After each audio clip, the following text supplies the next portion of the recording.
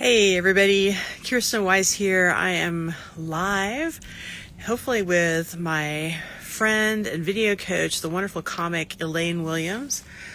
She has an exciting announcement to discuss, and we're going to be talking about comedy. Oh, here she is. Sorry. Yay, Elaine's here. Sorry for being late. I just got off the phone. You know how it is. No, it's totally fine.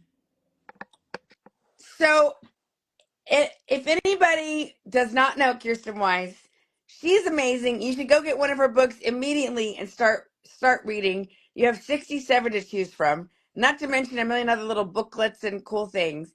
But Kirsten is also hilarious. And I like to take a tiny bit of credit for that because I nudged her. But Kirsten, you did the stand-up class and you killed it. I saw your set. It was amazing. Oh, thank And you. now you're teaching. You're doing a cool class on Wednesday. So tell us about it, Well, please. okay, so I always enjoyed writing comedy, and I love reading comedy. I like the old P.G. Wodehouse, Jeeves and Wooster stories were a huge inspiration for me, quite frankly. But Agatha Christie also used a good bit of comedy in her novels, especially her Miss Marple novels, which are totally charming. And so I was writing comedy in my cozy mysteries. I think comedy works quite well in cozy mystery. But I decided to take a stand-up class because I thought maybe I could learn how to write better. And I did get some really good tips. What I got from stand-up was some great just techniques for sitting down and figuring out the comedy. Before, it was just kind of funny things that kind of came into my head would go into the book when they came into my head. And it worked, but it wasn't a process, and I couldn't really command. And now I have techniques in my arsenal where I can do it on command. So that is what I want to teach people, whether they're writing a book or just want to be funnier in general. These processes work, and they're actually really fun processes. They are not a slog by any means. I'm sure you know, you've done them. You're a comedian. Well, but it's so funny that you're saying this. I forgot to tell you. I have been so inspired by you and your growth and watching you like just keep evolving. You inspire me daily, Kirsten, and I ended up going to audit a comedy class in Dallas on Saturday. I was at a club Friday night, and my friend and this other comic were going on and on and on about this guy Dean Lewis. Uh-huh. So I Facebook messaged him Friday night. He said, "Come to class on Saturday." So I went. So I signed up to work with him, and yesterday we had our first like Zoom session, and he was saying everything you were just saying. How he said, "I don't believe in writer's block. I think that people don't have processes."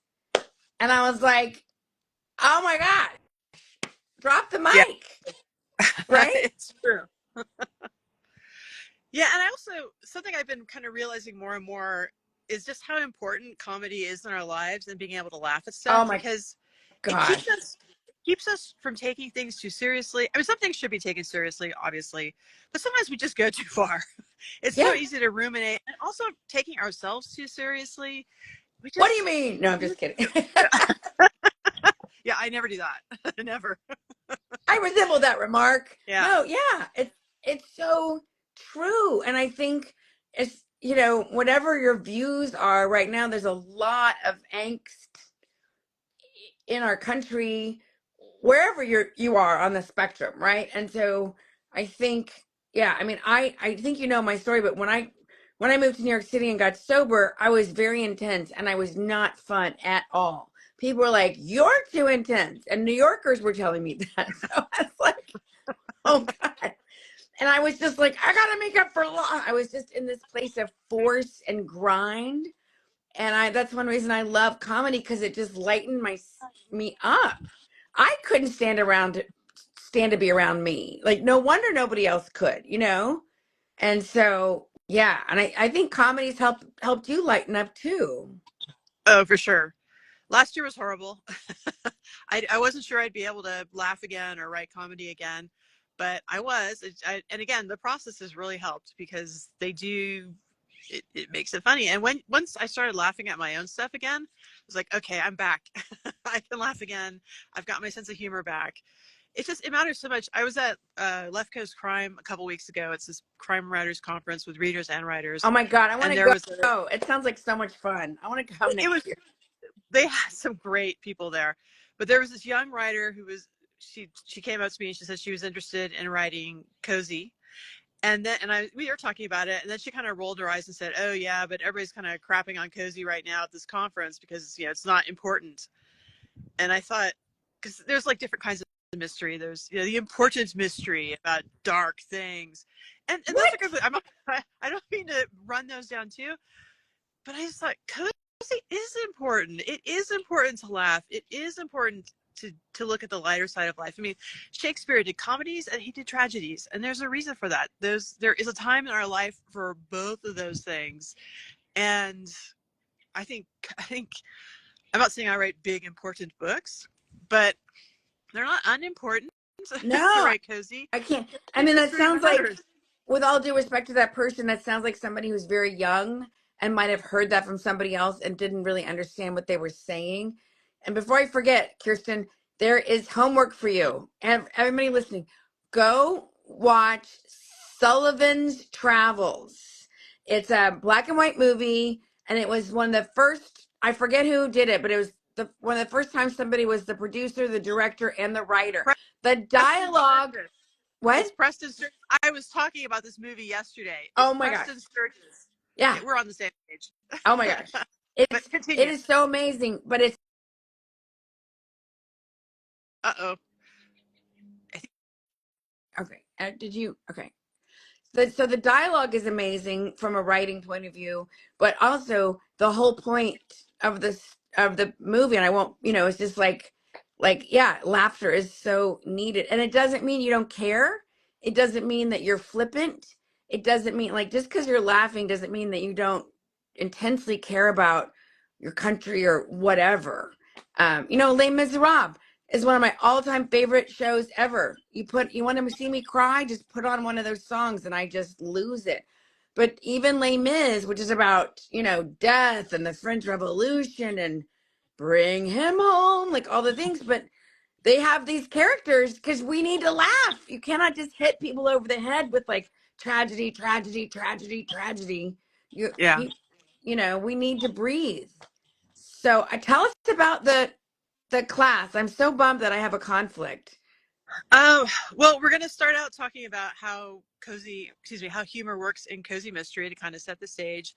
And then we're just going to go through all these different writing techniques or humor writing techniques. And it's actually going to be a little more workshoppy than my other classes. We'll take some time. I want everybody to bring something to write with so they can practice doing it, because the best way to learn is by doing. And this is the sort of thing I think people, once they start practicing it a little bit, the light bulb's going to go off and they're going to realize how easy it is. So I really want to get some practice in. I think it'll be fun. It'll probably be I about an love hour. it. It's tomorrow, 4 p.m. Pacific time, 5 p.m. Mountain, 6 p.m. Central, 7 p.m. Eastern. It's free. It's on Zoom. I will put the link to sign up for it in the description after this Okay. live post.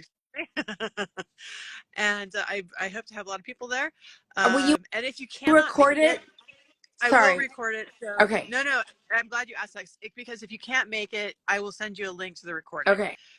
So everybody who's interested in it, sign up. I think it'll be a lot of fun. And again, it's not just for cozy mystery; it's for any kind of writing, and just for how to tell a joke, how to write a joke. So if you want to be funnier at parties, I was joking the other day that there's this thing that women aren't funny.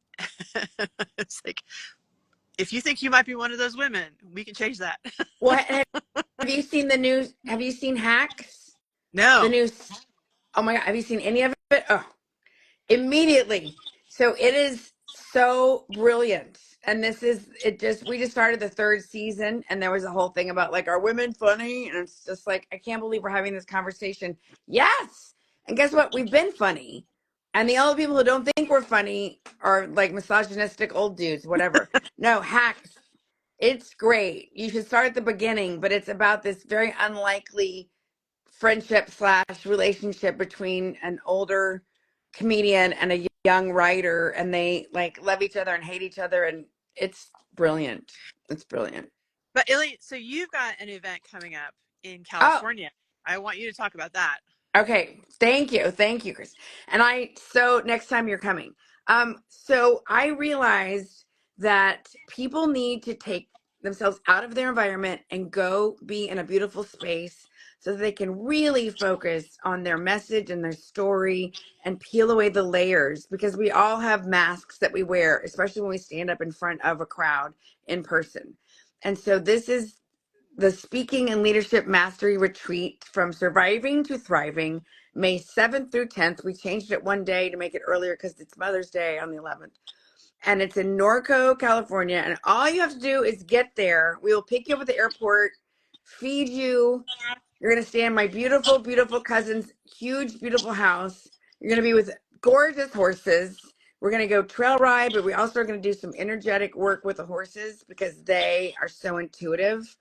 And then we're going to do some deep Meisner work, and we're going to do some filming, and you're going to walk away with like unshakable next level confidence, being able to walk and connect into any room with anybody no matter what.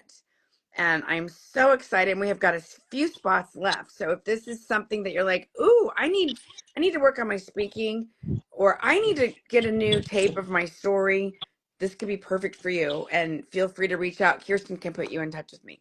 Because we've got a few spots, and I'm offering some really cool bonuses, like an extra month of coaching with me. And Kirsten, you're having fun. Like, we've worked together for like a year now.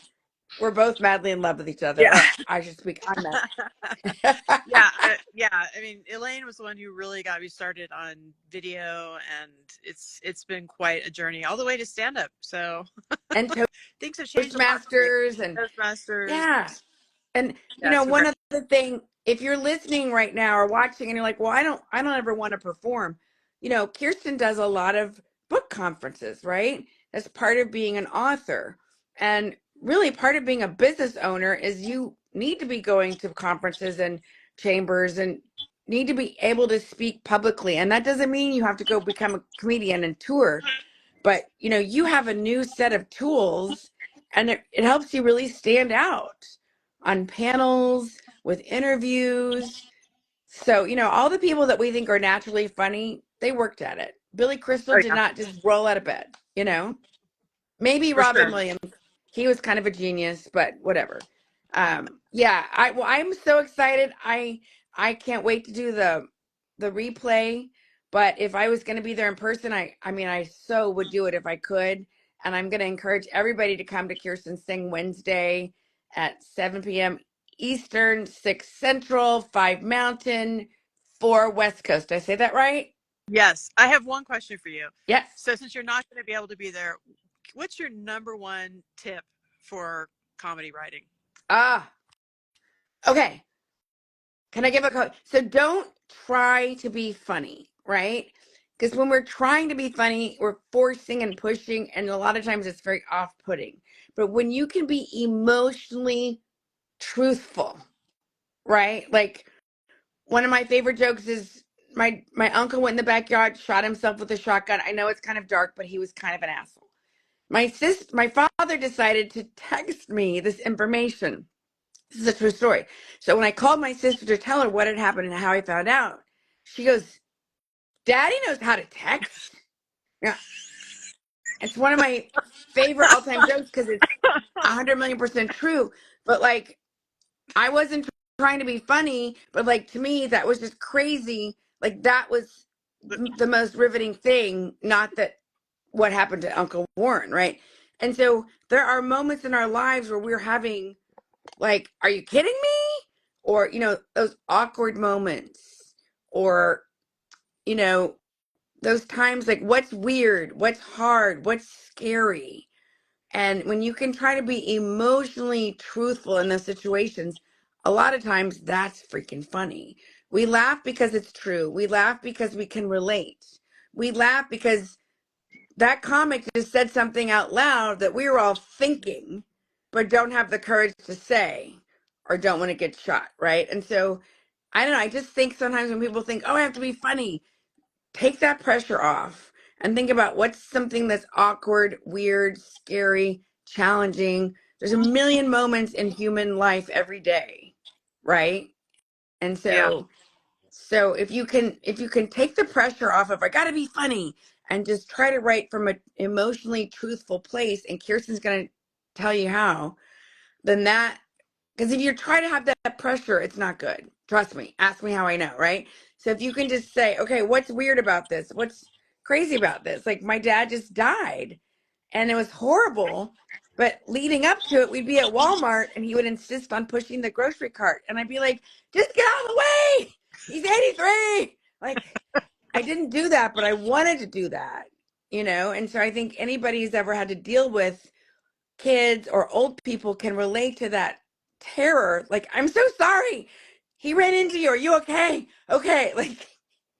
Like it's awkward and it's funny because it's true and we can relate because we've all had a version of that, if that makes sense.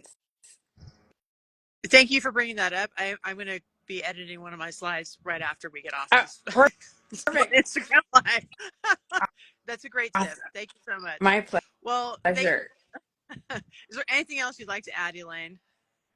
Yeah, just follow Kirsten. And here's another thing, you know, don't wait to be inspired because if you waited for inspiration to write, to sing, to practice, it's never going to happen. Like anybody who's a pro is they have a muscle and a discipline about it and they have processes and systems. And that doesn't mean you're cheating. That just you're setting yourself up to do good work. And follow Kirsten, like she has a super duper work ethic and she's just amazing. And so any chance you get to learn with this woman and hang with her, go do it. Well, thank you so much, Elaine. Thanks for coming on my live, and thank you everybody for showing up to my live. And have a wonderful rest of your day. Awesome. Thanks so much, Kirsten. Okay, bye everybody. Bye. Bye.